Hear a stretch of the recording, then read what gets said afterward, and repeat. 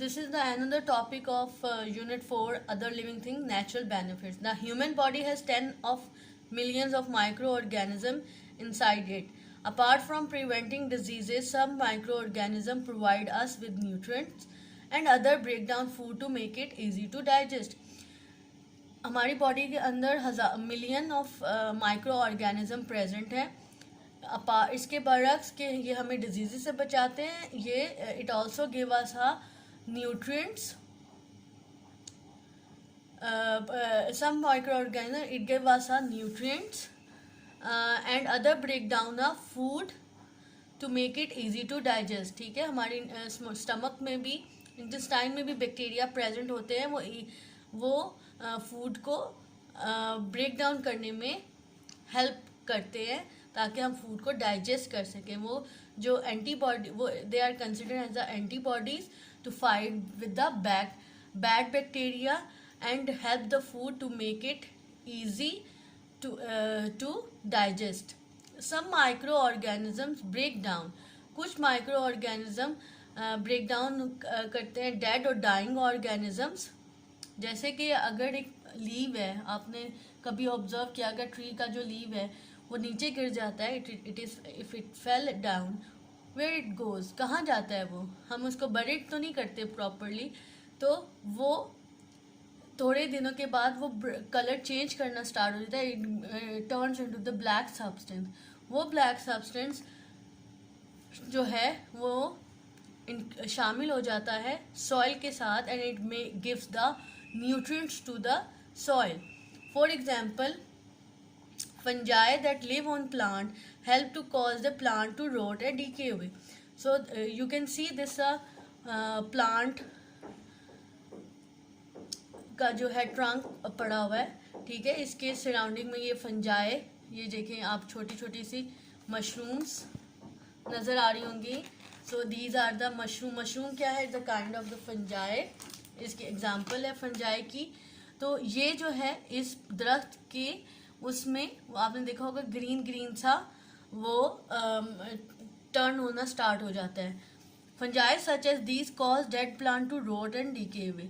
तो ये जो फंजाई हैं इस प्लांट को डीके अवे, बिल्कुल गला सड़ा देता है.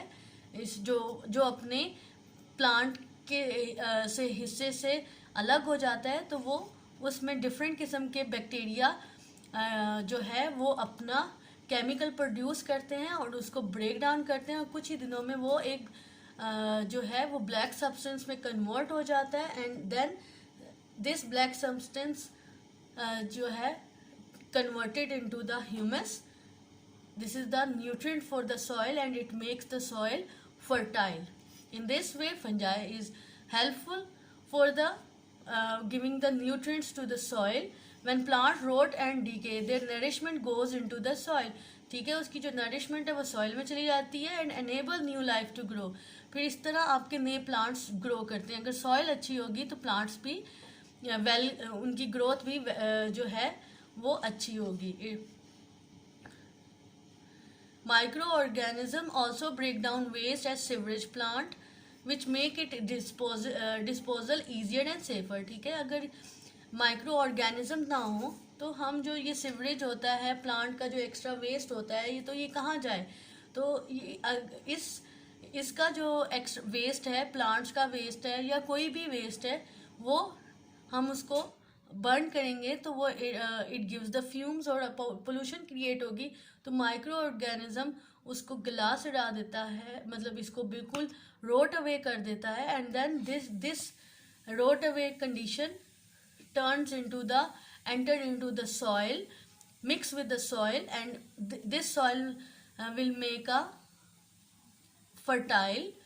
This soil, it let the soil will turn into the fertile soil. और उस fertile soil से आपके बहुत जो प्लांट की न्यू ग्रोथ्स होती है, न्यू प्लांट्स ग्रो होते हैं. So in this way it gives the benefit for us. This is the natural benefit. अगर देखें वेस्ट भी जो है वो जो है ख़त्म हो गया एंड जो है माइक्रो ऑर्गेनिज्म ने, और इससे आपकी प्लांट की ग्रोथ भी स्टार्ट होगी और न्यू प्लांट्स की ग्रोथ जो है वो स्टार्ट हो जाती है. So in this way it gives the natural benefit to us. Did you know microorganisms have been on Earth for about 3.5 billion a year? ये 3.5 billion year ago ये discover किए गए हैं. हाउ, अब क्वेश्चन है कि हाउ माइक्रो ऑर्गेनिज्म वो कैसे हार्मफुल होते हैं. Some micro organisms have cause more harm to human that all the wars that have ever take place. ठीक है, माइक्रो ऑर्गेनिज्म सम टाइम ये बहुत हार्मफुल हो जाते हैं, ये किसी भी जान से ज़्यादा. These micro organism have included bacteria and protozoa. Malaria जो है डिजीज़ वो प्रोटोजोआ माइक्रो ऑर्गेनिज्म से होती है, और tuberculosis, diarrhoea, typhoid, fever, cholera, dysentery, pneumonia all are cause by the this micro organism bacteria. ठीक है, डिसेंट्री होता है जो इन्फ्लेमेशन ऑफ द इंटेस्टाइन, जो उसकी सूजन हो जाती है, उससे आपको डिहाइड्रेशन भी हो सकती है. और आपके there are the other micro organism that cause a lower level of harm. This harm include, कुछ माइक्रो ऑर्गेनिज्म हैं जो आपको कम नुकसान देते हैं. This harm include damage to cloth, आपके क्लॉथ डैमेज कर देता है. ठीक है, शूज़. ठीक है, शूज़ अगर आप प्रॉपर इसको प्लेस में नहीं रखेंगे, धूप में नहीं रखेंगे, तो it will get a fungus. High micro organism there और प्रोड्यूस होना स्टार्ट हो जाएगा, और इसका शूज़ भी आपने कुछ जैसे में देखे तो वो ख़राब होना स्टार्ट हो जाते हैं. Carpets and other textile and the contamination of food. Contamination of food का मतलब जहाँ फूड स्टोर करते हैं अगर बाहर ही रखा रहेगा तो कुछ दिनों के बाद देखेंगे ये देखिए फंगस है, ये फंगस यहाँ प्रोड्यूस हो रहा है, fungus growing on your fruit. ठीक है, आपका जो फ्रूट है वो गलना सड़ना स्टार्ट हो जाएगा. लेमन को देखा होगा तो कुछ दिनों 2-3 दिन के बाद ही वो ब्राउन होना स्टार्ट हो जाता है, तो वहाँ पे फंगस ग्रो करता है. ये as I like I said before that fungus is growing on other living thing. So this is the this is how microorganism harms